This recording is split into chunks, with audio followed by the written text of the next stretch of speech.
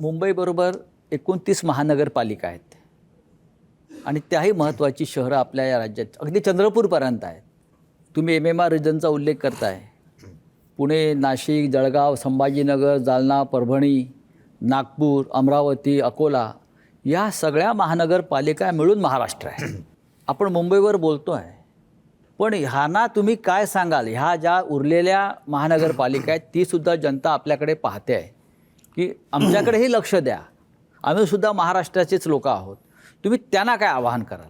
नाही, कसं आहे, आत्ताच्या या सगळ्या निवडणुकीची तुम्ही जर नीट महाराष्ट्र बघतोच आहे, ज्या प्रकारे आत्ता ह्या निवडणुकीला वेडेपिसे होऊन ज्या लेवलला पैसे वाटले जात आहेत, आत्ता ह्या क्षणाला तरी त्यांना तुम्ही आत्ता काय पुरणार आहात संपूर्ण महाराष्ट्रभर?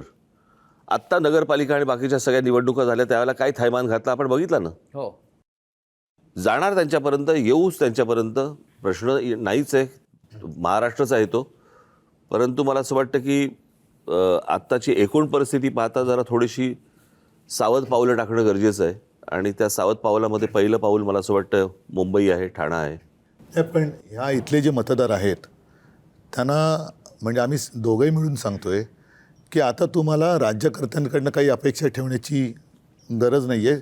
तुम्ही राज्यकर्त्यांना दिशा दाखवली पाहिजेत. म्हणजे भले ते पैसा वाटतील, दारू वाटतील, ड्रग्सचा पैसा वगैरे सगळं येतो आहे, पण महाराष्ट्र हा लाचार होत नाही हे दाखवण्याची आता गरज आहे. हे बरोबर आहे. पण आता मुंबईसह अनेक शहरामध्ये मराठी माणूस नक्कीच आहे, पण इतरसुद्धा समाज आहे ना. मुस्लिम बांधव आहेत, ख्रिश्चन बांधव आहेत, जैन आहेत, पारशी आहेत. ते आपल्याबरोबर राहतील का? नक्की राहतील. काय नाही राहणार. तुम्ही हिंदुत्व विरोधी ह्याचा हिंदुत्वाशी काय टीका होऊ शकते. नाही, मी तर बोललो ह्याचा हिंदुत्वाशी काय संबंध येतो?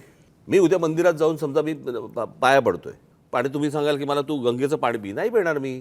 गंगा उगम पावते, तिकडचं कदाचित पिईन मी. उद्धवजी, प्रबोधनकार ठाकरेंचं हिंदुत्व आपल्याकडे जे राजजी म्हणतात, तुम्ही जे म्हणताय की मला घंटा बडवणारं हिंदुत्व नको आहे, पण नाही पटत, ते नाही पटत ना. तुम्ही तरी हिंदू आहात का? कारण भारतीय जनता पक्षाला पडलेला प्रश्न आहे. पहिलं भारतीय जनता पक्षाचं हिंदुत्व जे प्रबोधनकार सांगायचे, जे शिवसेना प्रमुख सांगायचे, त्यांचा मुसलमानांना विरोध नव्हता. देशद्रोही आणि देशप्रेमी हा सरळ दोन विभाग त्यांनी केलेले. आणि देशप्रेमी जर तो मुसलमान असेल आणि आपल्या देशावरती प्रेम करणार असेल तर तो आमचा आहे. आणि आता जसं त्यांचा कुरुलकर पकडलेला गेलेला आहे, मला माहीत नाही कुरुलकर कोण आहे, पण तो देशद्रोही आहे की नाही? जो आपल्या देशात राहून पाकिस्तानचं काम करतोय तो देशद्रोही आहे. आणि आमचं हिंदुत्व हे बाळासाहेब जे म्हणाले की आमचं हिंदुत्व हे राष्ट्रीयत्व आहे. आपण असं पकडूया, आता गोमातेची हत्या बित्या हा जो सगळा विषय, बीफ एक्सपोर्ट काँग्रेसच्या सरकारच्या काळामध्ये बीफ एक्सपोर्टमध्ये भारताचा नंबर 9वा होता. मोदी सरकारच्या काळामध्ये तो बीफ एक्सपोर्टचा नंबर आपला 2 नंबरवरती आलाय. म्हणजे सर्वाधिक गायी आणि सगळ्या गोष्टी मारल्या जात आहेत, हे तर सत्य आहे. हा सरकारी आकडा आहे, माझा आकडा नाही आहे. आणि या कंपन्यांकडून भारतीय जनता पक्षाला मोठ्या देणग्या मिळाल्या. आता त्याच्यावरती नरेंद्र मोदींची एक क्लिप मी जाहीर दाखवली पण होती, त्याच्यामध्ये ते म्हणाले होते की ये तो मेरे दोस्त है.